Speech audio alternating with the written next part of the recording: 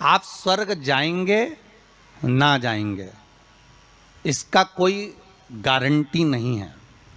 हम स्वर्ग जाएंगे ना जाएंगे इसकी भी कोई गारंटी नहीं है, ठीक है। पर इतना विश्वास जरूर है कि आप अगर भगवान शंकर का अनुमोदन कर रहे हैं, आप शिव नाम की चर्चा कर रहे हैं, आप शंकर की कथा को श्रवण कर रहे हैं, आप शंकर की कथा में डूबे हुए हैं, आप आद्य शक्ति के नवरात्रे में शंकर का अनुमोदन कर रहे हैं, आप शिव अर्चना कर रहे हैं, आप शंकर का नाम जाप कर रहे हैं, आप शंकर का स्मरण कर रहे हैं, तो यह पक्का है कि आप बैकुंठ जाएंगे ना जाएंगे इसकी कोई गारंटी नहीं है। पर यह पक्का है कि आप अगर भगवान के नाम में डूबे रहे तो बैकुंठ अधिपति नारायण तुम्हारे पास जरूर आ जाएगा, यह पक्का है महाराज। आप जाएंगे ना जाएंगे उसके कोई बात नहीं है, पर भगवान स्वतः नारायण स्वतः अपने पास आ जाए इसका सुख है, इसका एक आनंद। तो हम दान कर रहे हैं, पुण्य कर रहे हैं, या हम कोई सत्कर्म कर रहे हैं, या हम कुछ भगवान के निमित्त हम ये सोच कर दे रहे हैं कि हम दान करेंगे तो ऐसा होगा, हमें स्वर्ग मिल जाएगा। नहीं नहीं, हमें स्वर्ग जाने की चाह तो छोड़ देना चाहिए। कहा करऊं मैं बैकुंठ के जाए, मैं बैकुंठ जाकर करूंगा क्या?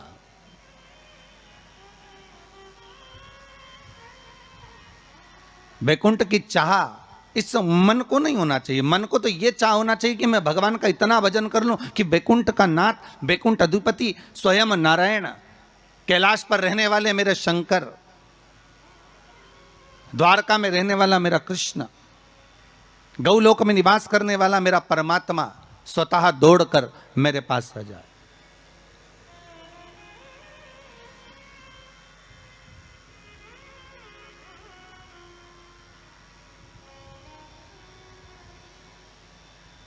और उस परमात्मा को पाने के लिए महाराज केवल एक नाम का था। तो बैकुंठ आप जाएं या हम जाएं इसका कोई पक्का भरोसा या विश्वास नहीं, कोई ने लिख के भी नहीं दिया तुमको, और जो गए उनसे पूछ भी नहीं सकते कि तुम बैकुंठ में हो कि और कहीं हो।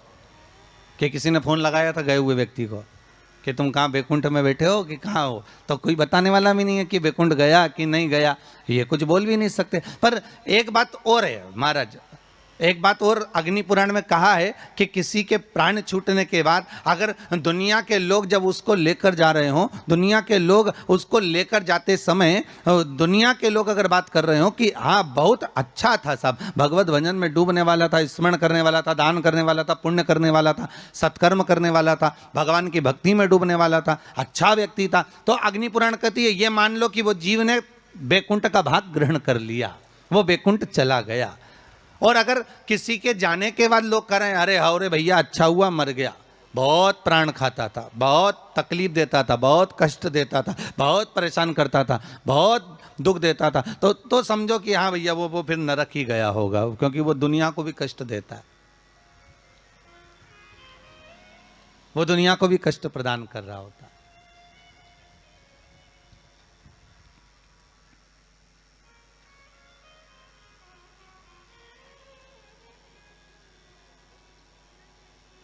उसकी चित्तवृत्ति में, उसके मन में ये आ जाता है कि मैं कहीं ना कहीं किसी ना किसी रूप में बैकुंठ जाना चाहता हूं। तो शिव महापुराण की कथा कर रही है बैकुंठ का भाग तुम्हारे भाव में नहीं आना चाहिए कि हम बैकुंठ जाएंगे और हम बैकुंठ जाने का प्रयास करेंगे। नहीं नहीं, हमें बैकुंठ नहीं जाना, हमें बैकुंठ अधिपति नारायण को यहाँ बुलवाना है, हमें भगवान विष्णु को अपने हृदय में, अपनी चित्तवृत्ति में, अपने मन में आमंत्रित करना है।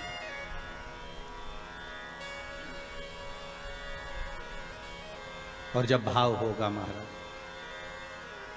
निर्मल जब भाव होगा तो भगवान को मिलने में फिर देरी नहीं हो सकती महाराज।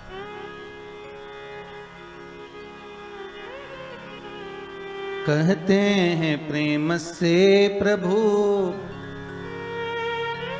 छिलके भी खा गए, कहते हैं प्रेम से प्रभु छिलके भी खा गए,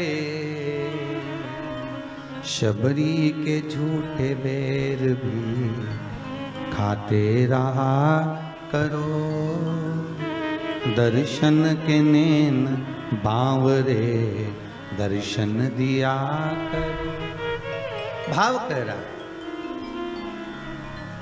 भगवान का चरित्र कह रहा है कि आपका हृदय जितना निर्मल होगा, आप निर्मल भाव से जितना भगवान की भक्ति को धारण करोगे, निर्मल भाव से आप जितना भगवान का भजन करोगे, निर्मल भाव से आप जितना भगवान को रिझाने का प्रयास करोगे, भगवान उतनी जल्दी प्राप्त हो जाए।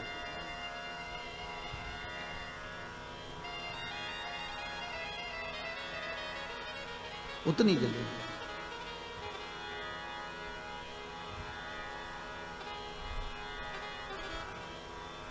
भाव कह रहा है महाराज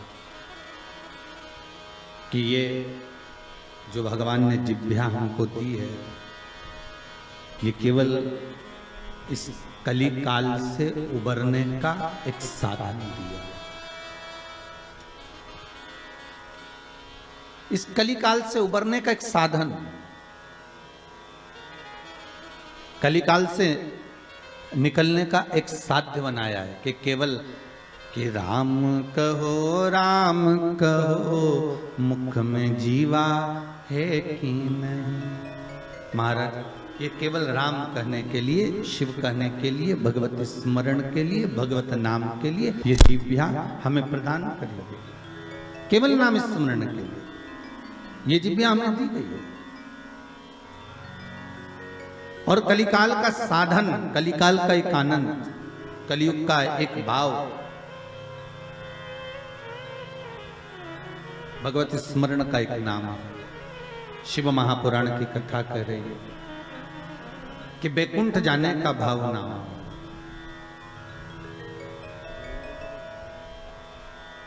भाव ये होना चाहिए कि बैकुंठ अधिपति हमारे पास आ जाए। तो 7 दिन की शिव महापुराण में अगर गंगा के घाट पर आप सुन रहे हैं, इस पावन कथा का रसस्वादन बघेल परिवार द्वारा आप कर रहे हैं, तो आपके भीतर ये भाव प्रकट हो कि हमें भगवान मिले। और निवेदन एक जरूर करूंगा कि ये जो कथा हो रही है, इस कथा का आनंद आप जो आस्था टीवी चैनल के माध्यम से ले रहे हैं, आप सबसे निवेदन है इस कथा को आप उस भाव से सुनना कि मेरी गली में, मेरे मोहल्ले में, मेरे क्षेत्र में, मेरे परिवार में, मेरे उस संपूर्ण ब्रह्मांड में इस कथा को जैसे इस पूर्ण तरह से मैं श्रवण कर लूं तो ये कोरोना महामारी समाप्त हो जाए, ऐसी शंकर कृपा कर दे। बाबा से ऐसी विनती कर कर श्रवण कर। अभी तक कथा आपने जो सुनी ना वो आपके लिए सुनी है, पर मेरा निवेदन हृदय से है, दिल से है। अभी तक जितनी कथा आपने सुनी ना टीवी चैनल के माध्यम से, या आपने कुबेरेश्वर धाम पर आकर सुनी हो, या रुद्राक्ष महोत्सव में सुनी हो, या यूट्यूब फेसबुक पर सुनी हो, वो आपने अपने लिए सुनी। पर ये कथा जो ये गंगा के घाट से चल रही है, ये जो कथा है, इस कथा को आप इस भाव से सुनना कि अब ये कोरोना महामारी समाप्त हो जाए और विश्व का कल्याण हो जाए, जगत का एक आनंद हो जाए और सबके हृदय से ये कोरोना महामारी का जो भय है वो समाप्त हो जाए। कथा अब उसके लिए सुनिए।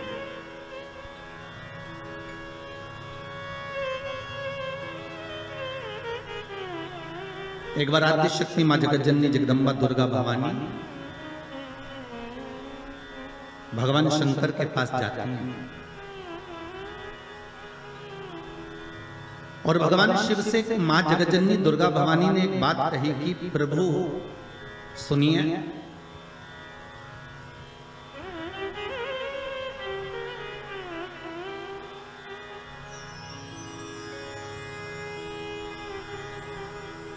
मैं जहां जहां पर हूं,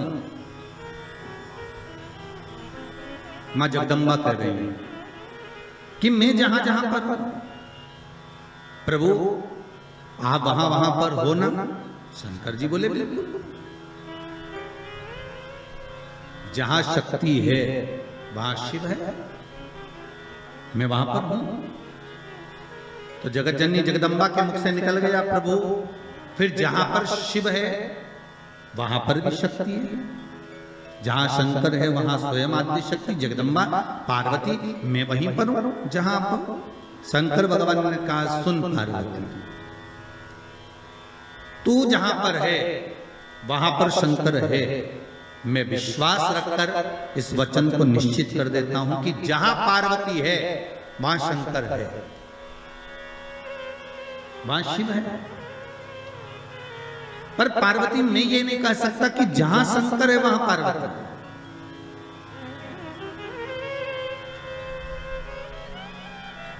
जहां पार्वती है वहां शिव है, ये पक्का है।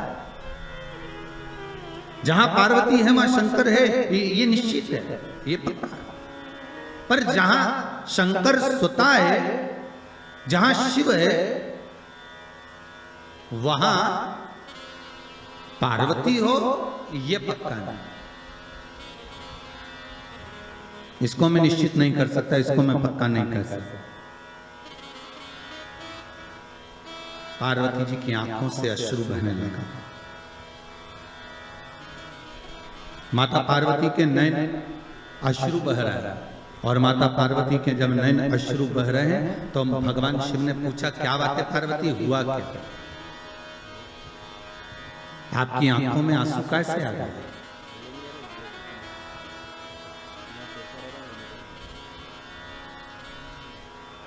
ये अश्रु क्यों आ रहा है, किस लिए?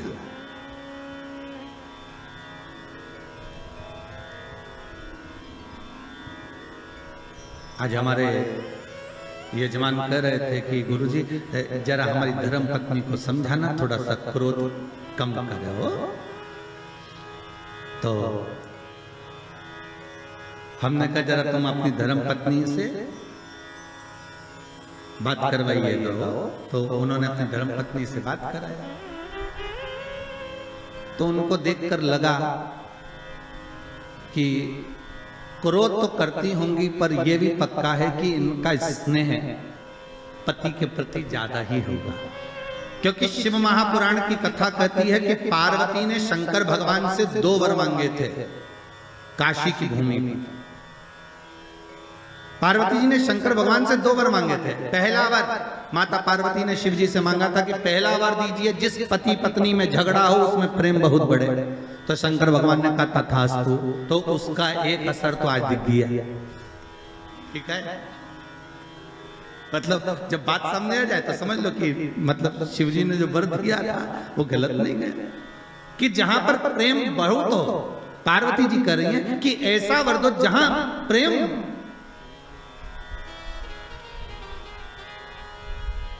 जहां झगड़ा होगा वहां प्रेम जरूर होगा। तो वहां प्रेम बना हुआ है, वहां इसने बना हुआ है।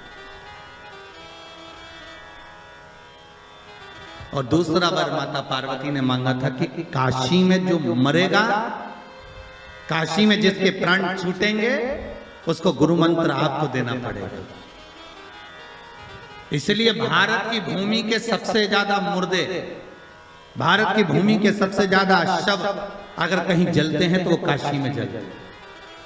क्योंकि शंकर भगवान ने पार्वती को यह वर प्रदान किया था। अगर आप कह रही हो तो ठीक है कि काशी में जो मरेगा उसको गुरु मंत्र में दूंगा, पर पार्वती जी के मन में आया कि आपने तो कह दिया कि काशी में जो मरेगा गुरु मंत्र आप दोगे, पर प्रूफ क्या रहेगा, सबूत कि आपने गुरु मंत्र दिया, ये सबूत कहां से आया? ये सबूत का भान कहां से रहेगा? तब भगवान शिव ने कहा क्या चाहती हो आप बताओ। तो पार्वती जी बोली आप हमको वर दीजिए कि काशी में जो मरेगा ना उसके सीधे कान में गुरु मंत्र आपको देना पड़ेगा। शंकर भगवान के हम तो उलझ गए, वर दे के। कभी कभी अगर पति बोल दे पत्नी को तो क्यों चिंता करती है, मैं बैठा तो हूं। अरे एक अंगूठी क्या मैं तुझे 10 अंगूठी दिला दूंगा। तो पत्नी हमेशा याद करके वही बोलती है, करवा चौथ का चांद बार में देखती है, बोले अंगूठी की बोलती है। क्यों जी वो आपने बोला था तो वो कहा है। अब पार्वती मैया तो मौन। शिव जी ने पूछा पार्वती तू चुप क्यों गई? पार्वती जी बोली मेरा दूसरा वर कि काशी में जो मरेगा उसको गुरु मंत्र आपको देना पड़ेगा। तो वो गुरु मंत्र कब दोगे? शंकर भगवान ने कहा ऐसा कोई होता है कि संसारिक मनुष्य को, मानव को, ये मनुष्य को और गुरु मंत्र में, इस संसार के मानव को गुरु मंत्र में प्रदान करो, ये हो सकता है क्या? नहीं नहीं नहीं, मंत्र तो आपको देना ही पड़ेगा, मंत्र तो आपको देना ही नहीं। ठीक है। पर पार्वती, संसार के लोगों को अगर मैं गुरु मंत्र दूंगा तो उसमें श्रेष्ठता रहेगी क्या? पार्वती जी बोली क्यों नहीं रहेगी, आप तो मंत्र दीजिए बस। भगवान शिव ने वचन दे दिया, ठीक है अब तू बता, मैं गुरु मंत्र देने को तैयार हूं, मैं गुरु मंत्र दे देता हूं। क्या करना है? पार्वती जी ने कहा आप एक काम करना, मरने वाले के सीधे कान में गुरु मंत्र दे देना, और सीधे कान में गुरु मंत्र देकर और उस कान को बस मोड़ देना। आप मंत्र देना और कान को मोड़ देना, मैं समझ जाऊंगी कि आपने मंत्र दे दिया। शिव जी ने कहा वचन दे दिया, ठीक है। तो इसलिए आज भी नियम है महाराज, दुनिया के लोगों का आज भी भाव ये वर्णन करता है कि काशी में मरने वाले का सीधा कान अपने आप टेढ़ा हो जाता है। आज भी लोग भाव में कह देते कि काशी अभिमुक्त नगरी, काशी मोक्ष नगरी है। और कितने किस्मत वाले हो भाई आप लोग, हो पंडितारा वालों, आपके यहाँ से तो काशी लगभग कितना होगा, 130 किलोमीटर के लगभग होना चाहिए, 130 किलोमीटर। कितने भाग्यशाली हो। शास्त्र कहता है काशी काशी काशी काशी 5 बार बोल ले जीव तो ही गंगा मैया का दर्शन हो जाता है? अभिमुक्तता प्राप्त हो जाती है, कि सहज थोड़ी ना काशी। तो पार्वती जी की आंख में आज अश्रु देखे। जब पार्वती जी की आंख में अश्रु देखे तो शिव जी ने पूछा बात क्या है, तुम बोलो आज पार्वती क्या हो क्या गया। पार्वती जी बोली बस बात इतनी सी है कि आप बोल रहे हो, मैंने कहा कि जहां मैं हूं वहां शंकर है, तो बिल्कुल पक्का, पर आप कह रहे हो जहां शंकर है वहां पार्वती नहीं है।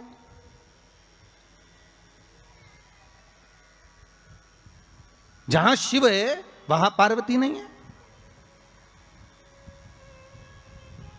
आखिर क्यों, किस लिए? शंकर भगवान कहते हैं ओगढ़दानी त्रिकालदर्शी कैलाशी मेरा शंभु, मेरा शंकर, मेरा ओगढ़दानी, मेरा भूतेश्वर, मेरा भूतनाथ, मेरा त्रिकालदर्शी, मेरा महामृत्युंजय कह रहे हैं। हरी पार्वती तो जानती नहीं है, तो मुझे पहचानती नहीं है। कुछ स्थान ऐसे हैं पार्वती जहां पर मुझे तेरे बिना भी रहना पड़ता है।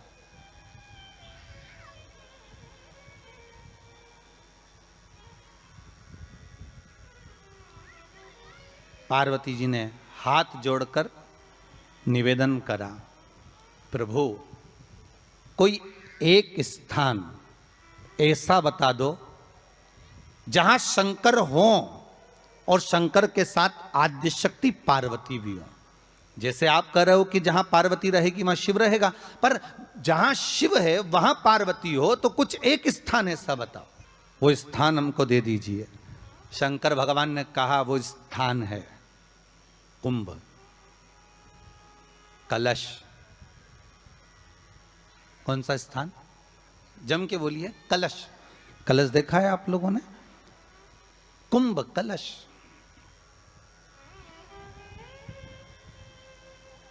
उस कलश में हे पार्वती, जहां शंकर है वहां तू भी विराजमान होगी, और केवल एक रूप में नहीं, सारी विद्याओं के रूप में तू उसमें संजू रहेगी। केवल एक कलश। आज नया संवत्सर है, नूतन वर्ष है। पूरे भारत की भूमि पर और मेरे भारत के जो मानव है जहां जहां निवास कर रहे हैं, विदेश में भी, पूरी भारत की भूमि पर आज के दिन लोग देवी जी की स्थापना करते हैं। तो क्या स्थापना में क्या रखते हैं? कलश रखते हैं ना। तो कलश किस लिए रखा जाता है? कलश का क्रम क्या है?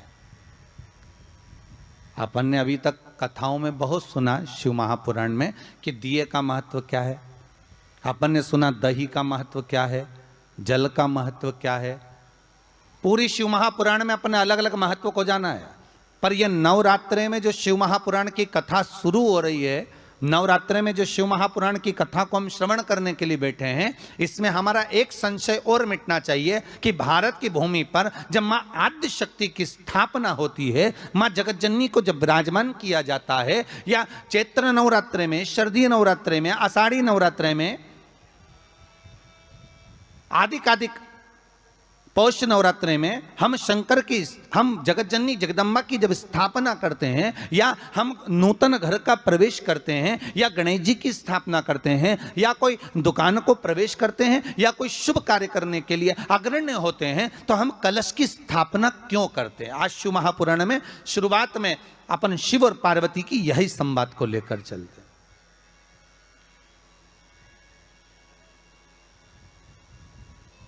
आखिर कलश में ऐसा क्या है, कलश के अंदर आखिर ऐसा क्या विराजमान है कि 33 कोटि देवता उस कलश के अंदर आकर बैठ जाते हैं। महाराज,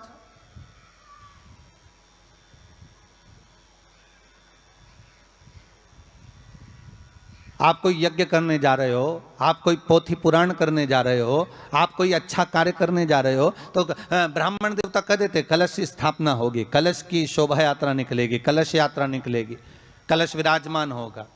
और आज हर की पौड़ी पर, प्रयागराज में, या उज्जैनी में, नासिक में जो बड़े बड़े कुंभ के मेले होते, कुंभ का मतलब भी तो कलश से होता है, उसकी महत्वता क्यों है? उस कुंभ की, उस घड़े की महत्वता कहां से प्रकट हो गई?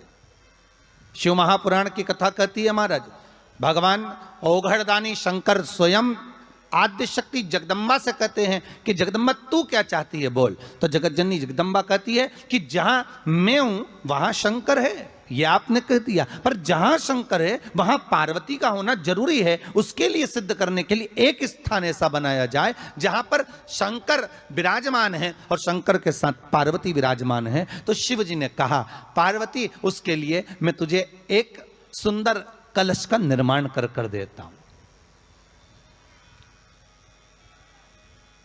दुनिया का रचनाकार, दुनिया की रचना करने वाले महाराज, संपूर्ण ब्रह्मांड की रचना करने वाले, जिनको भगवान शिव ने स्वयं ब्रह्मदेव से कहा है कि ब्रह्मा जी तुम सृष्टि खंड को आगे बढ़ाइए, सृष्टि की रचना करिए। और आज ही के दिन, यही चैत्रीय प्रतिपदा के दिन,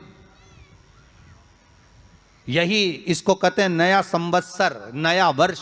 हिंदू धर्म में क्यों कहा जाता है? आज ही के दिन ब्रह्मा जी ने महाराज सृष्टि की रचना करना प्रारंभ करा था। आज ही के दिन भगवान शिव और ब्रह्मा का संवाद हुआ था। सीधे भगवान शंकर ब्रह्मदेव के पास जाकर बोले थे, हे ब्रह्मदेव आप सृष्टि की रचना करिए। तो ब्रह्मा जी ने पूछा था, सारे नक्षत्र आपने बनाए, सारे दिन आपने बनाए, सारी घड़ियां आपने बनाई, सारा पल आपने बनाया, मनुष्य की श्वास गिनती, काउंटिंग, अर्थात मनुष्य के शरीर की रोमावली, ये सब आपने निश्चित करी है।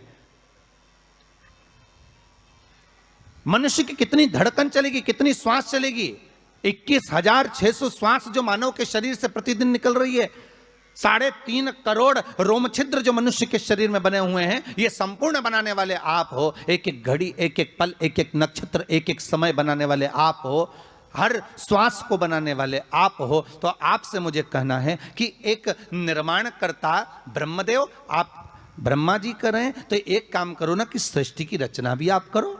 भगवान ब्रह्मा ने शिव जी से कहा कि सृष्टि की रचना आप करिए।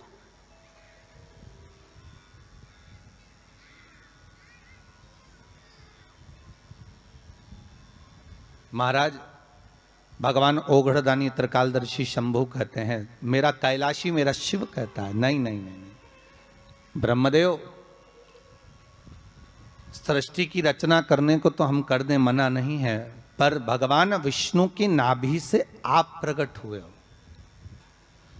भगवान शेषनाग की सैया पर शयन कर रहे हैं, और भगवान जब शेषनाग की सैया पर शयन कर रहे हैं, उस शेषनाग की सैया से सोते हुए भगवान ने अपने नाभि कोश से आपको प्रकट करा है कमल के पुष्प के ऊपर, और आप भगवान की अंतः नाभि में, ब्रह्मदेव ना जाने हजारों वर्ष तक आप नाभि में प्रवेश करते गए, हजारों वर्ष तक आप नाभि के अंदर जाकर साधना करते रहे, और साधना करने के बाद भी आपको यह पता ना चल पाया कि आपका प्रागट्य बिंदु क्या रहा। ब्रह्मदेव, सृष्टि की रचना आप करिए।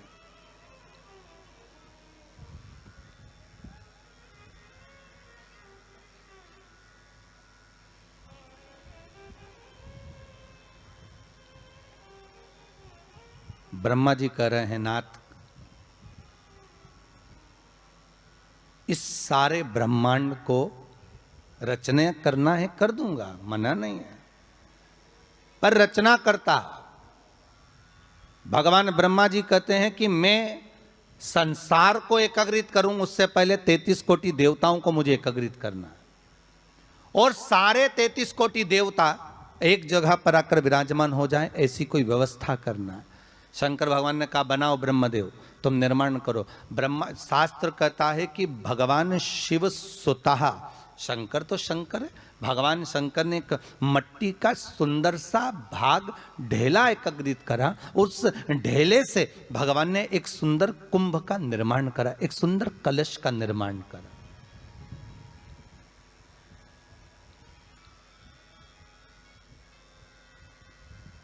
देखिए कितनी सुंदर कथा है। अगर आप लिंग पुराण में इस कथा को निकालोगे तो एक आनंद की अनुभूति और होगी। अगर किसी के मन में संशय हो कि यह कथा कहाँ से ली गई है, तो लिंग पुराण में से आप इसको निकालिए। उसमें वर्णन किया गया कि सफेद मट्टी का शिवलिंग, लाल मट्टी का शिवलिंग, पीली मट्टी का शिवलिंग, काली मट्टी का शिवलिंग, उस शिवलिंग के निर्माण के पहले जब भगवान का पूजन करने के लिए पात्र की जरूरत पड़ी, तो उस पात्र का निर्माण किसने करवाया था?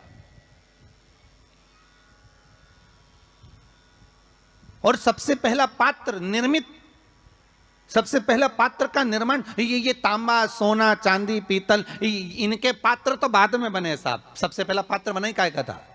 जम के बोलिए जरा, काय का बना था? सबसे पहला पात्र था ये मिट्टी का।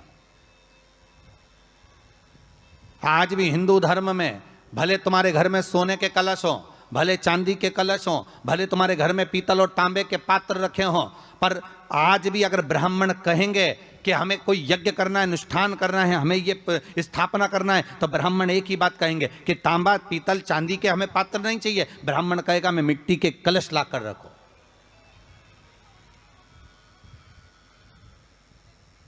हमें मिट्टी के कलश चाहिए। और कितना बड़ा प्रमाण है जी, शास्त्र का प्रमाण देखिए कितना बड़ा है।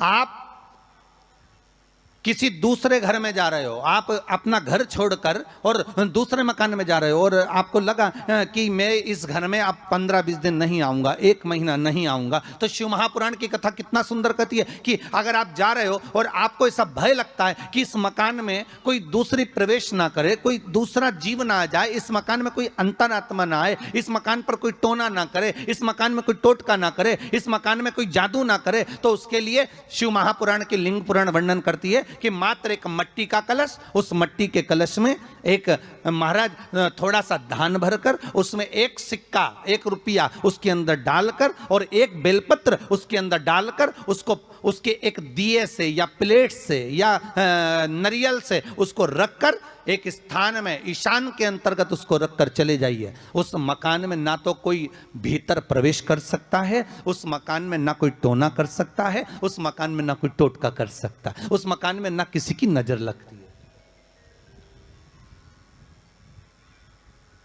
और वो पात्र कोई दूसरा नहीं होना, वो पात्र होना चाहिए मट्टी का कलश। मट्टी के कलश की बड़ी महत्वता है। अब तो थोड़ा सा महाराज हो गया कि लोग हम मट्टी का कलश अगर तुम दोगे भी तो ब्राह्मण क्या काम में लेगा, तो ब्राह्मण जन कह देते हैं थोड़ा तांबे के 4 कलश लेकर आइए हो, तुम जरा स्टील के 5 कलश लेकर आइए, आप तुम तांबे के या ये बर्तन लेकर आइए। पहले इसका प्रमाण नहीं था, पहले प्रमाण था केवल मट्टी का कलश। स्थापना जो थी वो मट्टी का कलश, विराजमानता थी मट्टी का कलश। जिसका निर्माण स्वयं भगवान शिव शंकर, भगवान शंभु, भगवान त्रिकालदर्शी कैलाशी स्वयं लिंग पुराण के अंतर्गत शास्त्र वर्णन करता है कि जिसमें सुंदर शिवलिंग की स्थापना करी गई, शिवलिंग का निर्माण करने के लिए भगवान ने, और स्कंद पुराण में भी आता है, यही बात शिव महापुराण में भी आती है। और आपको पहले भी कथा में कहा कि ब्राह्मण सफेद मट्टी का शिवलिंग बनाए, पहले भी कथा में कहा, आज फिर कह रहा है। क्षत्रिय लाल मट्टी का शिवलिंग बनाए, वैश्य पीली मट्टी का शिवलिंग बनाए, शूद्र काली मिट्टी का शिवलिंग का निर्माण कर।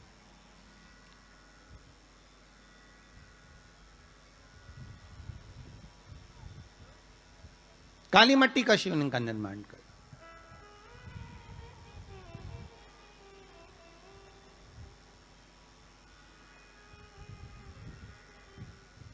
एक बहुत अच्छी बात कहें, अगर आप लोगों को अच्छा लगे तो अपनी जिंदगी में उतारना, ना अच्छा लगे तो उसको छोड़ देना, ठीक है। जितने लोग भी कथा सुन रहे हो बहुत ध्यान देना। ये जो पानी पीने का जो मटका होता है ना, जिसको हमारे यहाँ कलश कहा जाता है, हंडा कहा जाता है, जिसको हमारे यहाँ परिंडा कहा जाता है, मटका कहा जाता है, तो पहले जो मटका चलता था वो लाल कलर का चलता था, ठीक है। उस पर कलाकृति करते थे लोग, उस पर डिजाइन करते थे। आपके यहाँ भी होगा, जितने लोग कथा सुन रहे हो ना, आपके यहाँ भी मटका होगा, लाल कलर का चलता था। अभी अभी जो मटका चल रहा है ना, उसका कलर चेंज कर दिया गया। कौन सा कलर का हो गया?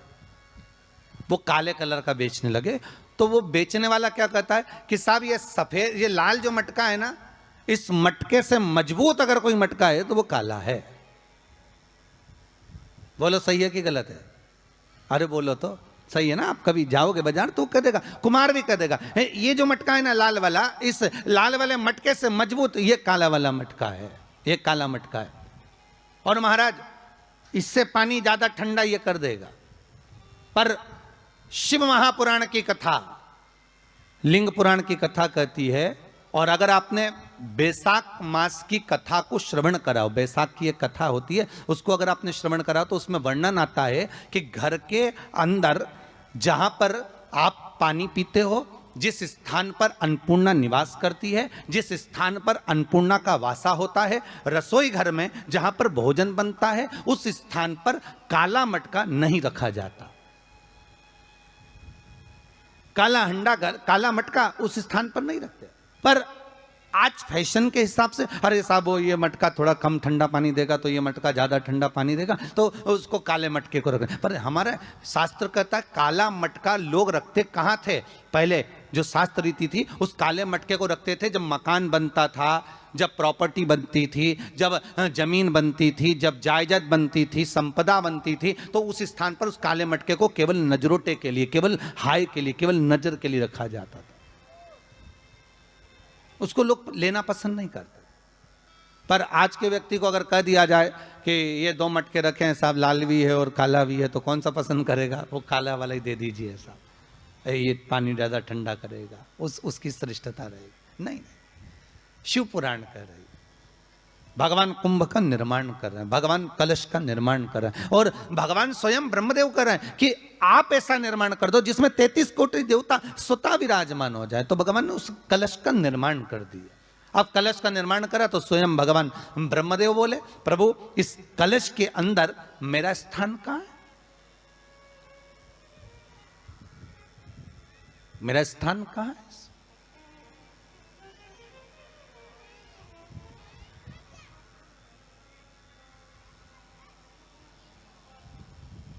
बहुत ध्यान देना महाराज, कलश का जो मुख होता है, उस मुख पर भगवान विष्णु का स्थान होता है। किसका स्थान है? भगवान विष्णु का। थोड़ा सा नीचे आओगे, जहां से कलश का मुख दबा हुआ होता है, वह जगह भगवान स्वयं शिव की होती है। किसकी जगह है? भगवान शंकर की। कलश का अग्रभाग, नीचे का भाग जहां से फैला हुआ होता है, वहां ब्रह्मा का आधिपत्य स्थापित होता है। फिर कलश का जो नीचे का भाग होता है, वो भगवान शिव और शक्ति का स्थान होता है। कलश के बाहरी भाग में, जहां पर बाहर का हिस्सा होता है, उस कलश के बाहरी भाग में 33 कोटि देवताओं को भगवान शंकर ने लाकर विराजमान किया होता है। महाराज भगवान शंकर 33 कोटि देवताओं को निमंत्रण देकर उस कलश में विराजमान कर दिए।